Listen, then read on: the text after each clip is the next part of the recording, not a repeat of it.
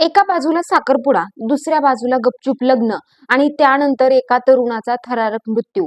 लोहगड हत्या प्रकरणात आता असा खुलासा समोर आला आहे, ज्यामुळे या संपूर्ण प्रकरणाला आणखी एक धक्कादायक वळण मिळालं आहे. पोलिसांच्या तपासात सांगितले आहे की मुख्य आरोपी सिया गोयल आणि तिचा प्रियकर चेतन चौधरी यांनी केतन अग्रवालच्या हत्येच्या काही महिन्यांपूर्वीच गुपचूप लग्न केलं होतं.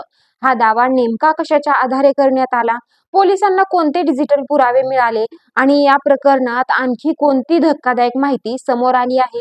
जाणून घेऊया या व्हिडिओमध्ये. नमस्कार, मी आरती. आपण पाहत आहात आझाद मराठी. पुण्यातील लोहगड हत्या प्रकरणाचा तपास जसजसा पुढे जात आहे तसतसे या प्रकरणातील नवे पैलू समोर येत आहेत. पोलीस सूत्रांकडून मिळालेल्या माहितीनुसार मुख्य आरोपी सिया गोयल आणि तिचा प्रियकर चेतन चौधरी यांनी सुमारे 4 महिन्यांपूर्वीच गपचूप लग्न केलं होतं, असे तपासातून पुढे आले आहे. पोलिसांनी आरोपीच्या मोबाईल फोनमधील WhatsApp chat, call record, location आणि इंटरनेट सर्च हिस्ट्रीची सखोल तपासणी केली. या डिजिटल पुराव्यांमधून दोघांच्या नात्याबाबत अनेक महत्त्वाचे धागेदोरे समोर आल्याचे सांगितले जात आहे. या विवाहाची कायदेशीर नोंदणी झाली होती की नाही याचाही तपास अद्याप सुरू आहे.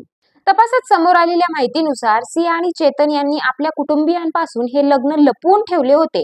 हा विवाह सिया आणि केतन यांच्या साखरपुड्याच्या आसपास झाला असावा, असा प्राथमिक अंदाज पोलिसांनी व्यक्त केला आहे.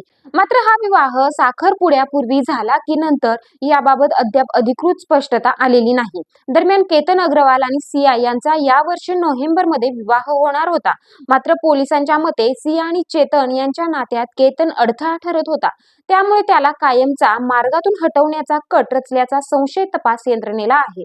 या प्रकरणातील आणखी एक धक्कादायक बाब म्हणजे आरोपींनी गुन्हा करण्यापूर्वी विविध वेब सिरीज, पॉडकास्ट आणि देशभरातील गाजलेल्या हत्याकांडांचा अभ्यास केल्याचा दावा पोलिसांनी केला आहे. डिजिटल तपासात आरोपींच्या इंटरनेट सर्च हिस्ट्रीमधून अशा प्रकारची माहिती मिळाल्याचे सांगितले जात आहे. तपासात असेही समोर आले आहे की चाकू किंवा इतर शस्त्रांचा वापर केल्यास पुरावे सहज मिळू शकतात आणि आरोपी पकडले जाण्याची शक्यता वाढते, असा निष्कर्ष त्यांनी काढला होता. त्यामुळे कोणतेही शस्त्र न वापरता उंच कड्यावरून ढकलून हत्या करण्याचा मार्ग निवडल्याचा दावा पोलिसांकडून करण्यात आला आहे.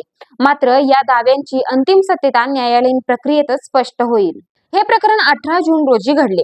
पुण्यातील लोहगड किल्ल्यावरून 25 वर्षीय व्यावसायिक केतन अग्रवाल याला कड्यावरून ढकलून त्याची हत्या केल्याचा आरोप सिया गोयल आणि चेतन चौधरी यांच्यावर आहे. या प्रकरणात दोघांनाही अटक करण्यात आली असून ते सध्या न्यायालयीन कोठडीत आहेत.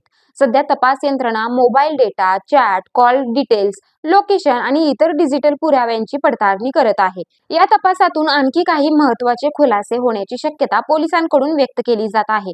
लोहगड हत्या प्रकरणातील हा नवा दावा तपासाला आणखी गुंतागुंतीचे वळण देणारा ठरत आहे.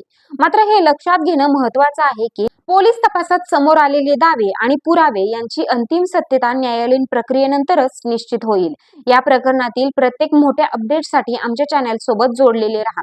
व्हिडिओ आवडला असेल तर लाईक करा, शेअर करा आणि अशाच विश्वासार्ह बातम्यांसाठी चॅनलला सबस्क्राईब करायला विसरू नका. धन्यवाद.